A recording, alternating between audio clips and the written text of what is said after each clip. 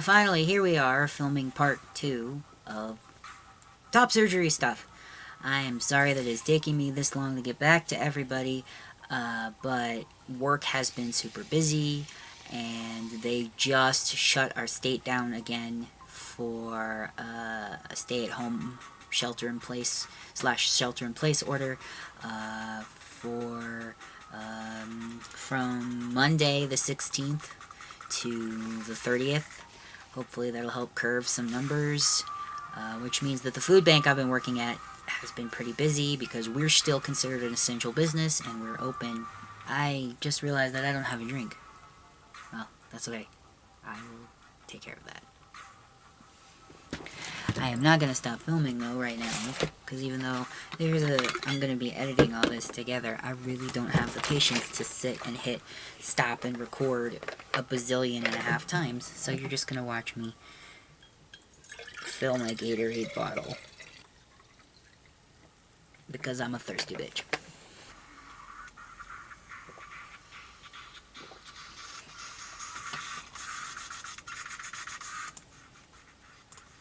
Everyone's surgeon experience is going to be different. This is just advice that I have based on my experience, and hopefully what I share will be able to help some other people with their surgery experiences. So this is all about the day of. So, first of all, wear comfy clothes. Like I recommend your what you sleep in, or something like sweatpants or a soft t-shirt, and have your button-down shirt and your compression socks ready to go, because when you get out of surgery, you're going to want to put those on, because you're not going to be able to pull a t-shirt over your head. Regardless of whether they do a double incision like mine, or a keyhole incision where they go in under the nipple and pull stuff out. So you're definitely going to have that ready for you. Once again, the softer the better, so if you can do secondhand shirts, that would be a fantastic idea. And remember, you're going to want a pair of bottoms that you can pull down one-handed, or that you're okay with other people helping you pull down when you have to go to the restroom. So that's something to keep in mind. So I said have a comfort item. And I did. Mine was my favorite stuffy, Chip. He's a cheetah, and he stayed with me the entire time. They even took him into the operating room with me. And he was there when I woke up.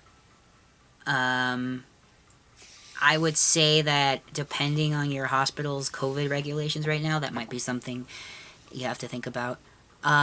If you can, even if it's just a plastic bracelet, maybe, that they let you wear into the hospital, that's not such a bad thing. On the subject of jewelry, you're going to want to take out any piercings or gauges that you have. They kept my industrial in because I can't take it out, but I took out my my gauges, which were metal. Right now I have silicone tunnels, so that probably would have been fine, but I didn't wear this. I didn't wear my collar. I didn't wear my wedding ring. That all stayed at home, so just any metal jewelry or things like that you're a little concerned about them taking off, make sure that you leave it at home. I had them put my glasses in my backpack so I could find them. And they did let me bring my backpack. Oh, not my backpack. They let me bring a bag back with me. I had a reusable shopping bag that had all my stuff in it. So that's definitely another bit of advice I have. Bring something that you can take everything in with you. Again, I don't recommend a backpack or anything that can go over your shoulder, because you're not going to be able to carry it. You're not going to be able to put that on. And you're going to want something that the nurses can also find and have access to as well. And a lot of times they'll also give you a bag. So that's something to just be aware of. So remember to wash up the night before and the morning of. If your people tell you that you need to wash up with dial soap before your surgery, do it the night before and the morning of, and make sure that you've done that. Especially right now with all the COVID restrictions, you really need to stay clean. They want you to be as bacterial free as possible, so just keep that in mind. Get there early is a thing. It may take a little while for you to get checked in. What was I saying? Get there early. Like I said in my previous video, make sure that you know what time you have to be there at the hospital. Your surgery may be scheduled, for example, mine was scheduled for 11:30. I had to be there at 9:30. Because I had to be there at, they rescheduled my surgery, I forgot, to 10:30. Okay, the point is that I was there early. I tried to be there 2 hours before my surgery. Because of COVID, I wasn't sure how long the process was going to take. I wasn't sure how long the wait was going to be. The wait wasn't that bad. I had my phone with me. My spouse was also with me, so it wasn't terrible. But get there early so you can fill out all the paperwork that you haven't filled out yet. And make sure that if there's any last minute things you need to do, that you can do them. Let's see. Make sure you have a ride home.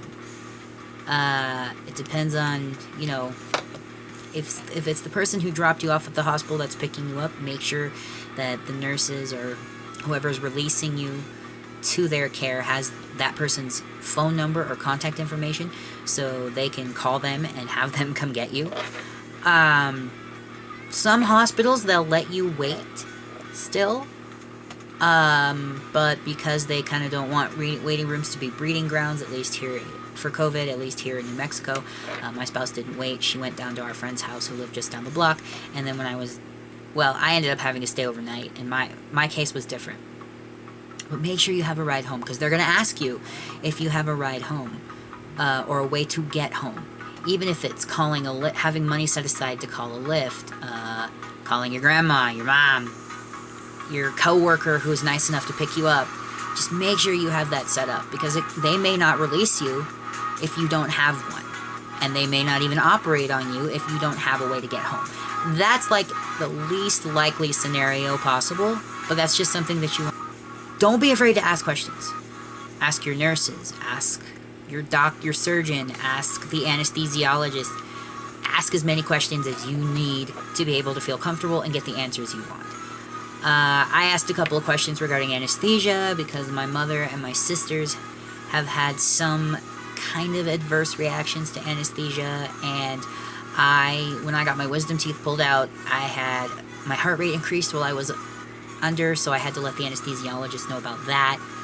I asked the nurse a couple of questions regarding what I could do with my things, where I could put stuff, things like that.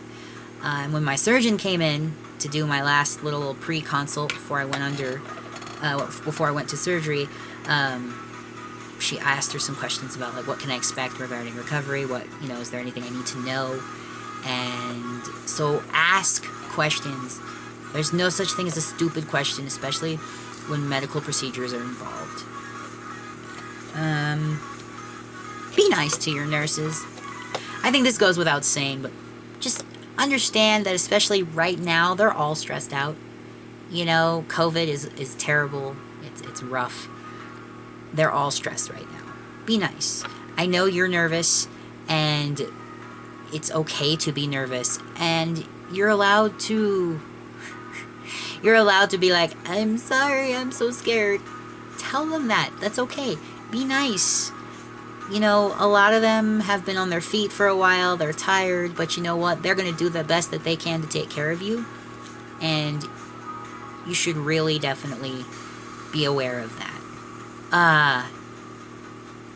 However, I will say on the plus side, if you feel like a nurse or a specialist isn't taking the best care of you, it might be worth later on noting that when sometimes the hospital will send you a survey after, and just let them know exactly what you think. I lucked out. I ended up having to stay overnight because I had a hematoma on my right side and I bled a little more than the doctor would have liked, so I stayed overnight for observation. I had the best nurses. They were amazing.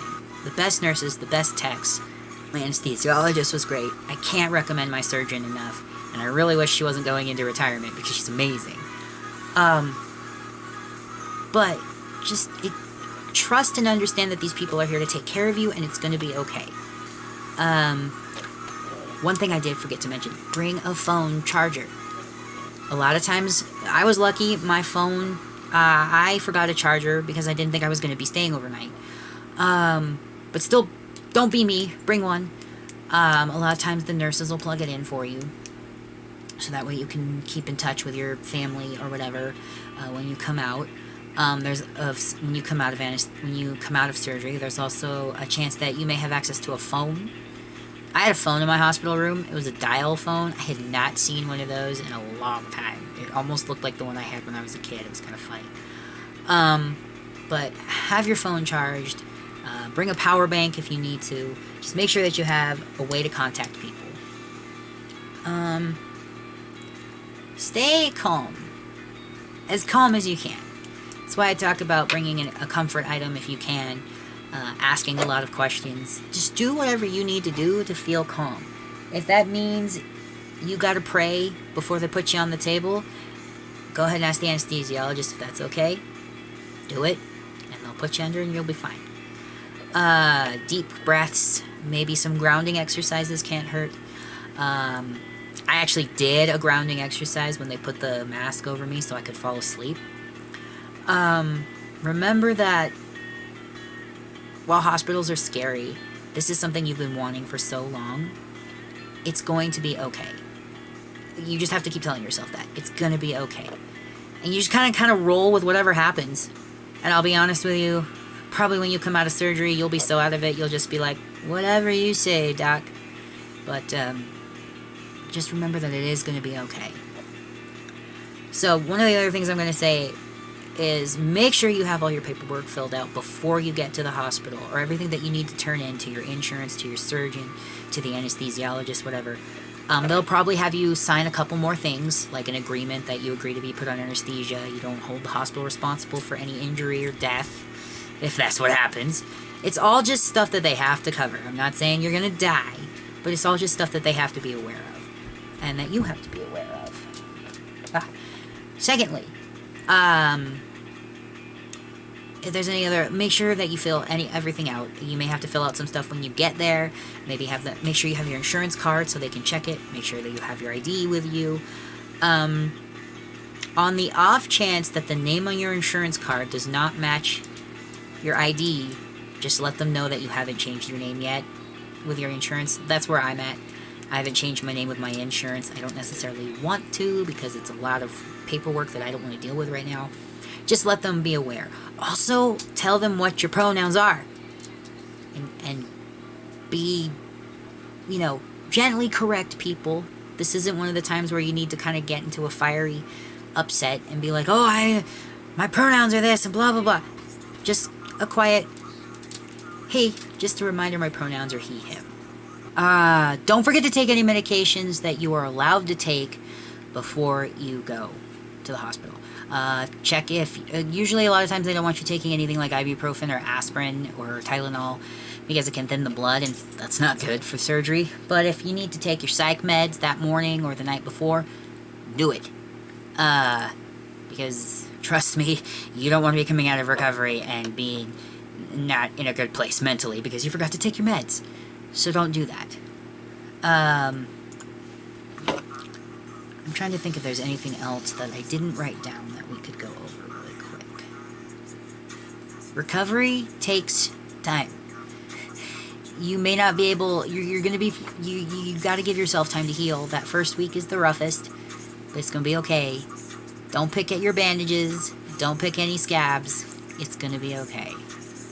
Oh, I guess one thing I could do before we go is I can show you where my chest is right now. So, as you can see, I no longer have scabs on either of my nipples. The swelling has gone down on either side. And, yeah.